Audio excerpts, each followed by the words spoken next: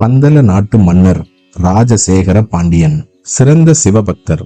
அமைச்சர்களும் வீரர்களும் சூழ சபரிமலை காட்டிற்குள் அன்று வேட்டைக்கு வந்தார்.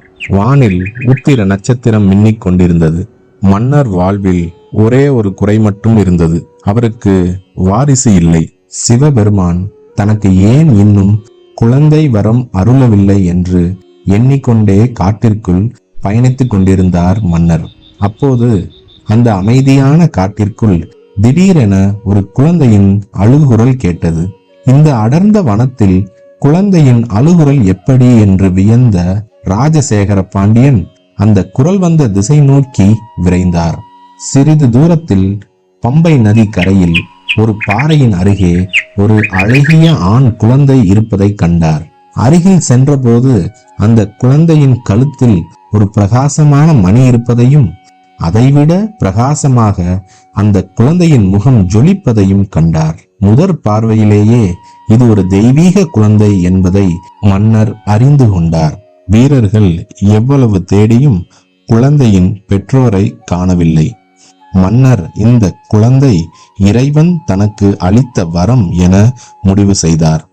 ஆனந்த கண்ணீருடன் அந்த குழந்தையை எடுத்து கனகமணி மாலையுடன் இருந்ததால் மணிகண்டன் என பெயர் சூட்டி அரண்மனைக்கு அழைத்து வந்தார். மணிகண்டன், தர்மசாஸ்தா, ஐயப்பன் என புகழ்பெற்ற இந்த குழந்தை பிறந்த தெய்வீக காரணம், சபரிமலை கோவில் உருவான வரலாறு, 18 படிகளின் மகிமை, மாளிகைபுரத்து அம்மன் முதலிய அரிய தகவல்களை அறிய இந்த காணொளியை தொடர்ந்து பாருங்கள்.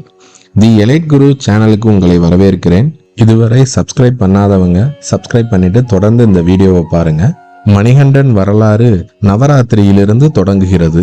துர்காதேவி அட்டூழியங்கள் பல புரிந்த மகிஷாசுரனை அழித்து தர்மத்தை நிலைநாட்டினார். 10 நாட்கள் நடந்த இந்த யுத்தமே நவராத்திரியாகவும் விஜயதசமியாகவும் கொண்டாடப்படுகிறது. மகிஷாசுரனின் தங்கை மகிஷி. மகிஷி எருமை முகமும் மனித உடலும் உள்ள அரக்கி. இவள் தன் சகோதரனின் வதத்திற்கு பழிதீர்க்க விரும்பினாள்.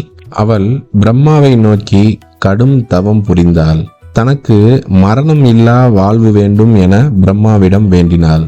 ஆனால் பிரம்மா உலகில் பிறந்த உயிர்கள் என்றாவது ஒரு நாள் இறக்க வேண்டும், அதனால் வேறு வரம் கேட்குமாறு கூறினார்.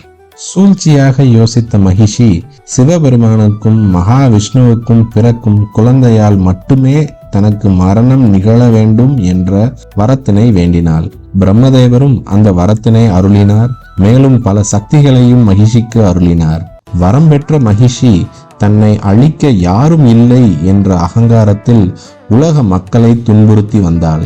ஆனால் தெய்வ லீலைகள் மூலம் விஷ்ணு பகவான் மோகினி அவதாரம் எடுத்த பொழுது சிவபெருமான் மகாவிஷ்ணு அம்சத்தில் மணிகண்டன் அவதரித்தார்.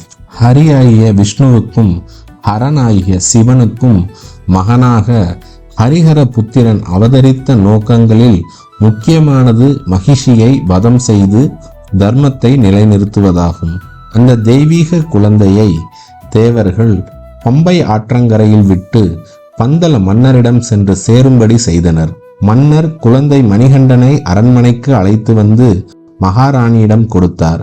குழந்தை பேறு இல்லாமல் இருந்த ராணி மணிகண்டனை தன் சொந்த மகனைப் போல் பாசத்துடன் வளர்த்து வந்தார்.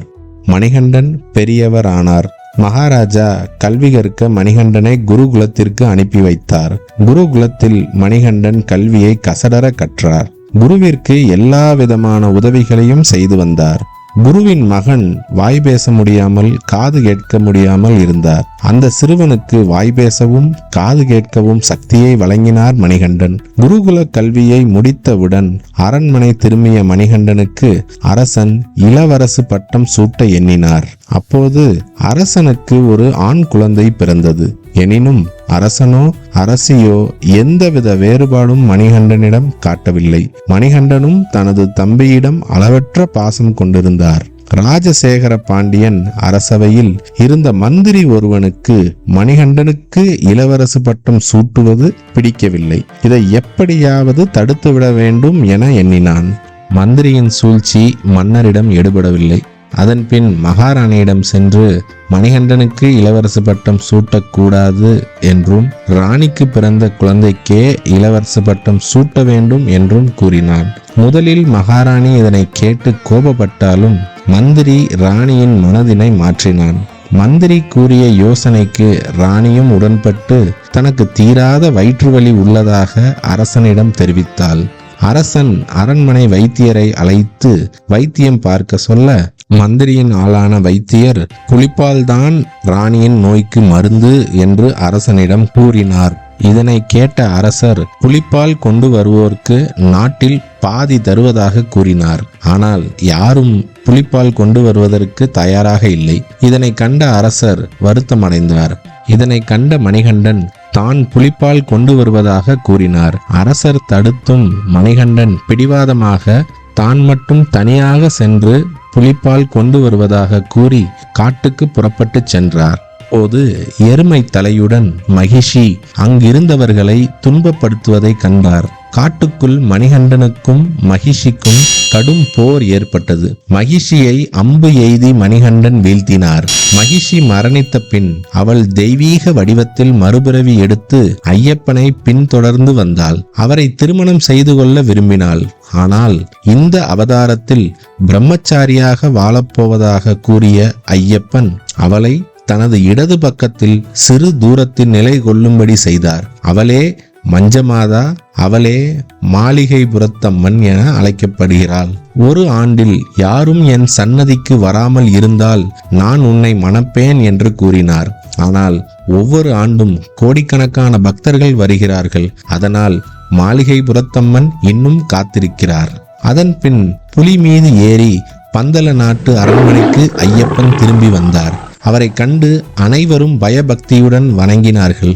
12 வயது முடிந்ததும் தான் ஒரு தெய்வ பிறவி என்பதை பந்தல மன்னர் ராஜசேகரனுக்கு ஐயப்பன் உணர்த்தினார். தனக்கு சபரிமலையில் ஆலயம் எடுக்க உத்தரவிட்டார்.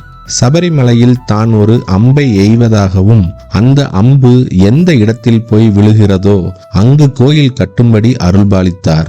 அதன்படி பந்தலராஜா ஐயப்பன் கோவிலை கட்டினார். பரசுராமர் உதவியுடன் மகர சங்கர நாளில் சனிக்கிழமை அன்று கோவில் கட்டி திறக்கப்பட்டது.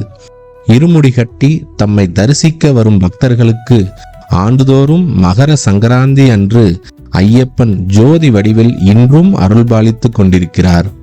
சபரிமலை ஐயப்பன் கோவிலின் பவித்திரமான 18 படிகள் ஒவ்வொன்றும் ஒரு தெய்வத்தின் தத்துவத்தையும் அருளையும் குறிக்கும் வகையில் அமைந்துள்ளன.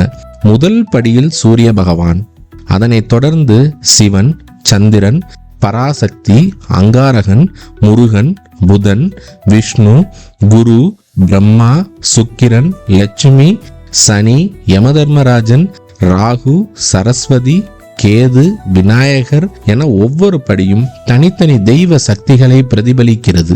இந்த 18 படிகளை ஏறுவது மனிதனின் அற்புதமான ஆன்மீக பயணத்தை குறிக்கிறது. உடல், மனம், கர்மம் ஆகிய அனைத்தையும் தூய்மைப்படுத்தி இறுதியில் ஐயப்பனின் சன்னதியில் இணையும் உயர்ந்த அனுபவமாக இது கருதப்படுகிறது. ஐயப்ப சுவாமி தனது 18 போர் கருவிகளை கொண்டு 18 படிகளை உருவாக்கியதாகவும் கூறப்படுகிறது. சுவாமியே சரணம் ஐயப்பா. பொய்யின்றி மெய்யோடு நெய்கொண்டு போனால் ஐயனை நாம் காணலாம். அவன் அருளினில் நாம் திளைக்கலாம். ஐயப்பன் பற்றிய இந்த வீடியோ உங்கள் அனைவருக்கும் பிடித்திருக்கும் என நம்புகிறேன். மேலும் இது போன்ற வீடியோவிற்கு இணைந்திருங்கள். இந்த வீடியோவை ஐயப்ப பக்தர்களுடன் பகிருங்கள். ஐயப்பன் அருள் அனைவருக்கும் கிடைக்கட்டும். சுவாமியே சரணம் ஐயப்பா.